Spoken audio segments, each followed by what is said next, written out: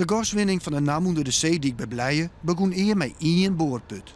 Intussen binnen dat er 5. En nog is het gasveld net leeg. De controversiële frackingmethode met nog eens 1 miljard kuub extra gas opsmieten. Genoeg voor 2 gas voor heel Friesland. Veel mensen denken dat gas in een bel zit onder de grond. Nou, dat is een groot misverstand. Het zit opgesloten in dit gesteente. Doorgaans stroomt dat vanzelf omhoog. Alleen hier in Blijen zit dat gas een beetje vast. Dus dat moeten we helpen. En daardoor injecteren we vloeistof in de ondergrond. Waardoor het gesteente scheurt. En dan kunnen wij dat opvullen met een soort korrels. Waardoor het gas uiteindelijk sneller gaat stromen. En dan kunnen wij weer gas winnen. Doch maakt het wettenbedrijf Vitums een zwaar genoemde boormethode. Die we namen in het zuiden van het land dat protesten laat had. Die frackingmethode, wat dat betekent is dat je eigenlijk door die bodemlagen heen prikt.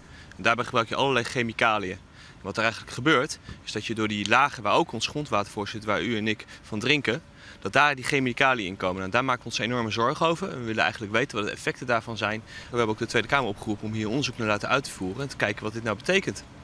Het meeste van de vloeistof komt uiteindelijk weer omhoog. Meer dan de helft wordt teruggeproduceerd. En het andere gedeelte blijft veilig achter op 3 kilometer diepte in de diepe ondergrond. Boven dat binnen in Friesland volle minder chemicaliën nodig als in Zuid-Nederland. Omdat de bodemlagen jeppen reuzer binnen. De boeren hier in Blijen zoeken dan geen reden tot protest. Het komt op zand, die hebt in het grondwater, daar groeien dus gewassen net.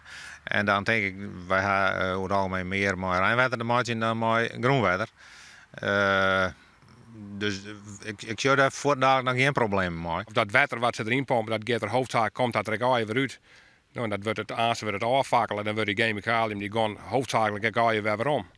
Dus je geen enkele aanleiding om maatregels te nemen om dit mogelijk te keren? Nee, maar hin werd ik al vol jaren keren, maar dat is ik al uitvierd. Dus iets wat uitviert, dat kan ik niet meer keren. Hè? De NAM wil de fracking gaswinning in september bij Kollenmerpomp tapassen.